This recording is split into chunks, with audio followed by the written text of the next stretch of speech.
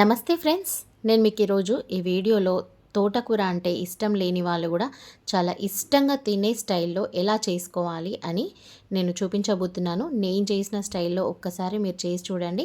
తినని వాళ్ళు కూడా ఒక్క ముద్ద కూడా వదిలిపెట్టకుండా మొత్తం తినేస్తారు. అంత టేస్టీగా ఉంటుంది మరి ఈ తోటకూర కర్రీ. సో బిగినర్స్కి కూడా అర్థం కావడం కోసం నేను స్టెప్ బై స్టెప్ ప్రాసెస్ క్లియర్గా ఎక్స్ప్లెయిన్ చేశాను. కడగడం, కట్ చేయడం నుంచి కర్రీ వండేంత వరకు నేను టోటల్ ప్రాసెస్ క్లియర్గా ఎక్స్ప్లెయిన్ చేస్తూ చెప్పాను. సో వీడియోని ఎక్కడ కూడా స్కిప్ చేయకుండా లాస్ట్ వరకు చూడండి. అప్పుడే మీకు అర్థమవుతుంది ఈ కర్రీ రైస్లోకి, చపాతీలోకి, దేంట్లోకైనా సూపర్ కాంబినేషన్. మరి లేట్ చేయకుండా ప్రాసెస్ ఏంటో చూసేద్దామా? ఓకే, మరి వీడియోలోకి వెళ్ళిపోదాం. ఇక్కడ తోటకూర కర్రీ కోసం నేను ఫస్ట్ తోటకూరని ఒక 2 చిన్న కట్టలు తీసుకొని ఇట్లా ఆకులాగా తెంపుకున్నాను. ఇట్లా ఆకులాగా తెంపుకున్న తర్వాత ఇది చిన్నగా కట్ చేసుకోవాలా. ఎంత చిన్నగా కట్ చేసుకుంటే మన కర్రీ అనేది అంత మంచి టేస్ట్ వస్తుంది. నేను చూపిస్తాను కట్ చేసి కూడా మీకు. ఇప్పుడు ఇట్లా మనకు చేతిలోకి తీసుకోండి. కట్ చేసుకున్న ఆకులుగా కట్ చేసుకున్న కట్టెలు అసలు ఉండొద్దు. మనం ఇది కొంచెం ఫ్రై లాగానే ఉంటుంది, కర్రీలా ఉంటుంది. టేస్ట్ మాత్రం అద్దరిపోతుంది. అసలు తోటకూర తినని వాళ్ళు కూడా తింటారు ఇట్లా వేస్తే. ఇట్లా సన్నగా కట్ చేసుకోండి. మనం ఆకులాగా అట్లనే ఉంచుకున్నాం అనుకోండి, అవి మనకు తినేటప్పుడు కూడా ఆకులాగా వచ్చి గడ్డిలాగా వచ్చి అసలు ఇష్టంగా తినరు. ఇట్లా కట్ చేసుకున్నారు అనుకోండి, ఇష్టంగా తింటారు.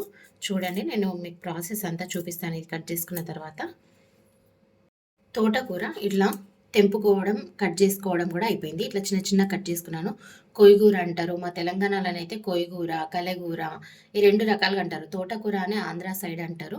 నేను తెలియని వాళ్ళ గురించి అని చెప్తున్నా. ఎట్లనైనా వెళ్ళవచ్చు.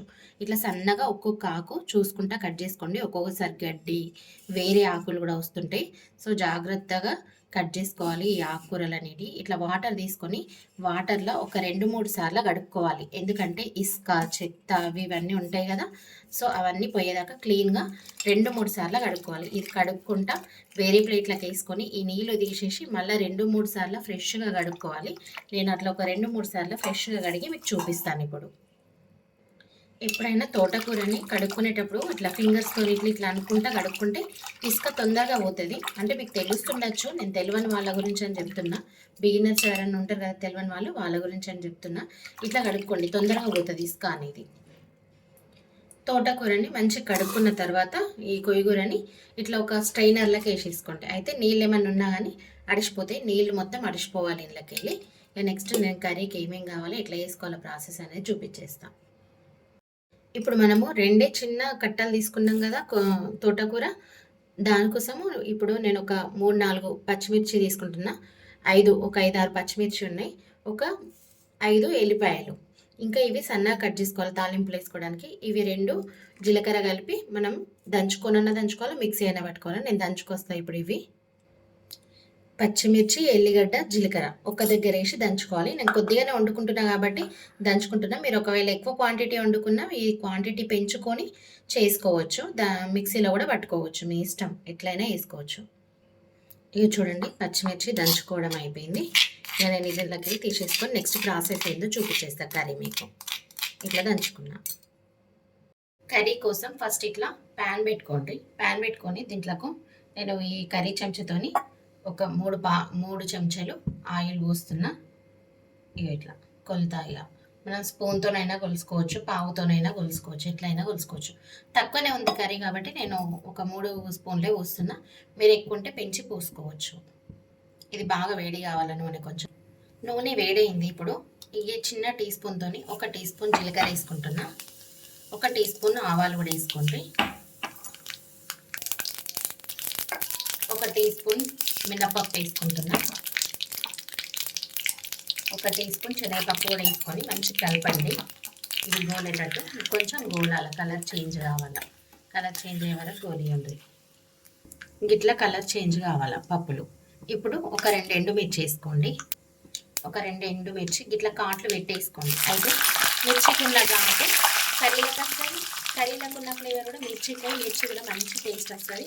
పడేయకుండా తినచ్చు. అప్పుడు నేను ఇక్కడ ఒక 2 మీడియం సైజు ఉల్లిగడ్డలు కట్ చేసుకున్నా. ఉల్లిగడ్డలు కొంచెం ఎక్కువనే పడతాయి. వీళ్ళకి వేసేసుకొని గోలించుకోండి. ఉల్లిగడ్డ కూడా ఇప్పుడు ఉల్లిగడ్డ వేసుకున్న తర్వాత 1 టీ స్పూన్ సాల్ట్ వేసుకోండి. అయితే సాఫ్ట్ అవుతాయి కొంచెం తొందరగా. మరి బాగా మగ్గనియద్దు. కొంచెం మామూలుగా ఉల్లిగడ్డనే ఉండాలి. కొంచెం ఉల్లిగడ్డలు కూడా ఎక్కువ ఉండాలి ఇలా. అయితే మనకు కర్రీ మంచి టేస్ట్ వస్తుంది. ఇట్లా దంచుకున్న ఇట్లా కట్ చేసుకున్న వెల్లుల్లి ముక్కలు కూడా ఇందులోకి వేసేసుకోండి. కరివేపాకు కొత్తిమీర కూడా వేసేసుకోండి. ఇప్పుడు ఇందులోకి వేసి బాగా కలపండి మంచిగా. ఇప్పుడు పచ్చిమిర్చి, ఎల్లిగడ్డ, జీలకర్ర మనము దంచుకున్నది ఉంది కదా, అది కూడా ఇప్పుడు ఆయిల్ అని వేసి గోలించుకోవాలి. ఎందుకంటే మనము ఫస్ట్ మిర్చిని గోలియలేదు కదా, కొంచెం ఘాటు వస్తుంది కాబట్టి ఘాటు తగ్గడానికి మంచి రుచి రావడానికి ఇట్లా ఆయిల్లో గోలించుకోవాలి. మన పచ్చిమిర్చి పేస్ట్ని ఫస్టే పచ్చిమిర్చి నూనెలో గోలించుకోకపోతే దంచక ముందు మంచిగా కలపండి. ఇప్పుడు 1 టీ స్పూన్ పసుపు వేసుకొని మంచిగా కలపండి. చిన్న టీ స్పూన్తోనే వేసిన నేను పసుపు. మంచిగా కలపండి పసుపు వేసి కూడా. ఇప్పుడు ఈ తోటకూరను కూడా ఇళ్ళకి వేసేసుకోండి.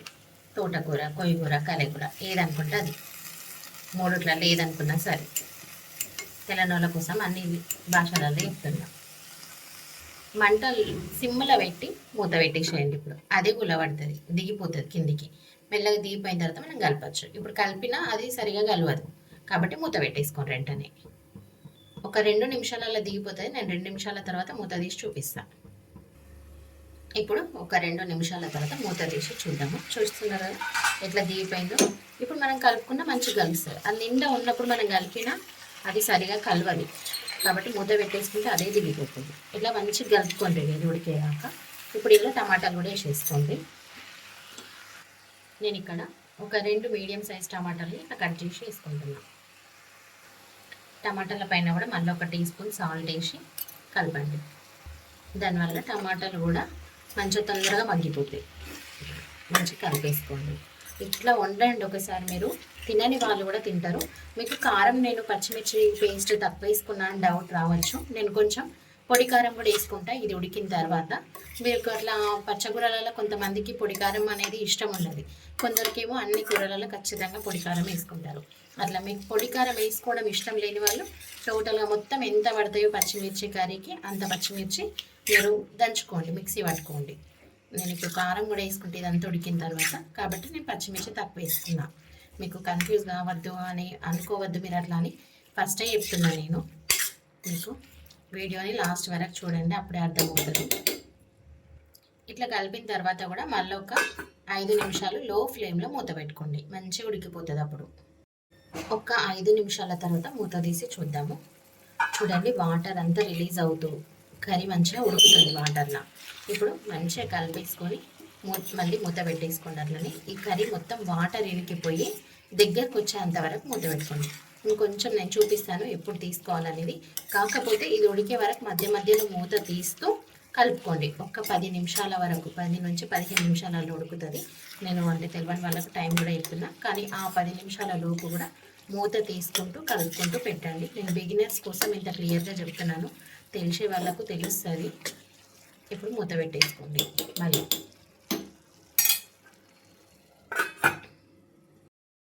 ఇప్పుడు 10 నుంచి 12 నిమిషాల తర్వాత మళ్ళీ ఒకసారి మూత తీసి చూద్దాము. కర్రీ చూడండి, కర్రీలో వాటర్ అన్నీ ఇనికిపోయి మంచిగా కుక్ అవుతుంది, ఆయిల్లో కుక్ అవుతుంది కదా.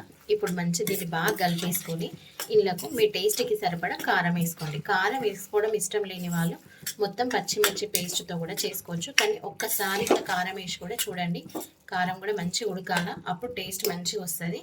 నేను ఇప్పుడు ఇక్కడ ఒక 1/2 టీ స్పూన్ అంతా కారం వేసుకుంటున్నాను. ఇదిగోండి, ఏ ఆకుకూరలైనా కొంచెం కారం వేసుకోవడం వల్ల దాన్ని మంచిగా ఉడికించుకోవడం వల్ల మనకు మంచి టేస్ట్ వస్తుంది. అది ఉడకనప్పుడే మనకు అంత టేస్ట్ రాదు, కానీ ఈ ఆయిల్లో మంచిగా ఉడికింది అనుకోండి మంచి టేస్ట్ వస్తుంది, కమ్మటి రుచి వస్తుంది.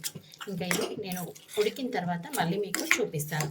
మళ్ళీ ఒక 5 నిమిషాలు సరిపోతుంది. ఇంకా ఆల్మోస్ట్ మనకు కుక్ అయింది. ఒక 5 నిమిషాలు కారంతో కూడా కుక్ కావాలి ఈ కర్రీ. ఇప్పుడు మళ్ళీ ఒక 5 నిమిషాలు మూత పెట్టుకోండి. 5 నిమిషాల తర్వాత మళ్ళీ చూపిస్తాను మీకు.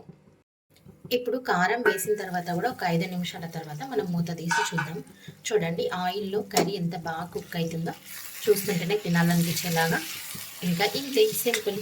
దీంట్లో కొద్దిగా ధనియాల పొడి వేసుకొని కలిపేసుకొని సర్వ్ చేసేసుకోవడమే. ఒక చిన్న టీ స్పూన్తోని 1 టీ స్పూన్ ధనియాల పొడి కూడా వేసుకుంటున్నా. ఇంకా ఇంతే సింపుల్. వీడియో నచ్చితే లైక్ చేయండి, ఫ్యామిలీ అండ్ ఫ్రెండ్స్కి షేర్ చేయండి.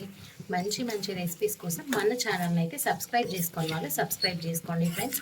చాలామంది వీడియోస్ చూస్తున్నారు, దాదాపు 1K వరకు చూస్తున్నారు, బట్ ఛానల్ని మాత్రం సబ్స్క్రైబ్ చేసుకోవట్లేరు. మీరు సబ్స్క్రైబ్ చేసుకోండి, లైక్స్ ఇవ్వండి. ఇంకా ఇట్లా మంచి మంచి రెసిపీస్తో మేము ముందుంటాను. ఓకే ఫ్రెండ్స్, లైక్ చేయడం, సబ్స్క్రైబ్ చేసుకోవడం అయితే అస్సలు మర్చిపోకండి. Okay friends, thanks for watching my video. ఇంకా మంచి రెసిపీస్తో మేము ముందుంటాను.